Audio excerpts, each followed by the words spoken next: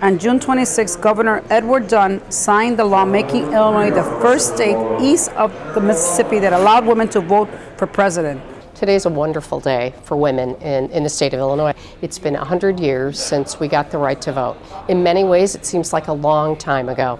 In other ways, it seems like such a short time. It's awesome that I'm able to vote because many of the issues that we address on a daily basis often affects the female. The 100th year anniversary for women being able to vote is, I'm excited about it because I believe that we really need more women in government to get things right. I think that this is a grand opportunity for all women, as well as the elected officials who happen to be women, to celebrate this particular cause.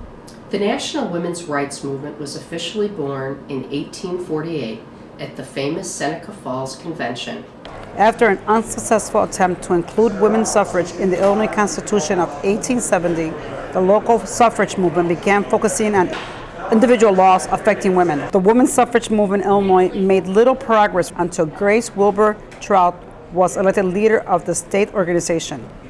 On June 11th, the Speaker allowed his chamber to take a vote for women's suffrage by literally fetching representatives from their own homes and guarding the doors of the House chamber to keep anti-women lobbyists off the floor. The suffragists managed to win passage of legislation in the House.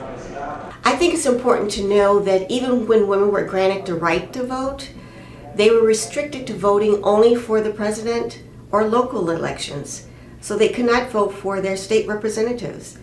So I think we've come a long way, and I give thanks for their sacrifice and the courage of the women standing up for what it means to live in a democracy where everyone has a voice, and that voice is the vote.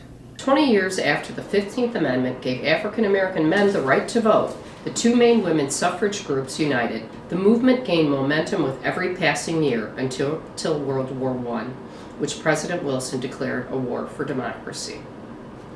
Furious that a country that denied half its citizens the right to vote, members of the women's suffrage movement began more radical protests.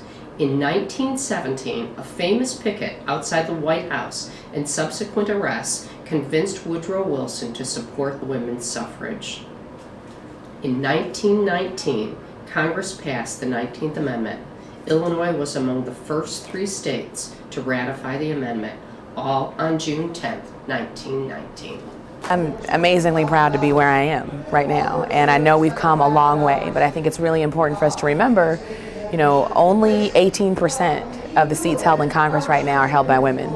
And across the country, women only make up about 24% of state legislatures, and there's only 5 states out of 50 that have a female governor. So we have work to do, because 50% of the population needs to have equal power and equal leadership when we talk about the rules and the laws that govern how we live today. There were about 9 females when I arrived in the Illinois General Assembly in '98, and we've just about doubled that number, and so I can see a progression of women legislators over the last 15 years. Well, I would tell young women to step back and understand that they have a role in changing society.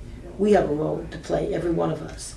And if we ignore it, then this generation may never see the change that we deserve.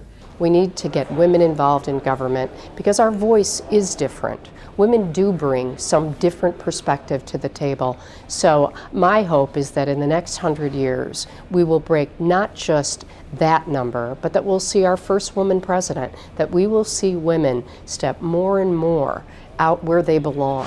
For such a progressive state as Illinois, I think it's easy for us to forget and take for granted that women have only been voting for 100 years. So it's good to stop and recognize that and not take it for granted, and to celebrate the fact that 100 years, we've come a long way and we still have a lot farther to go.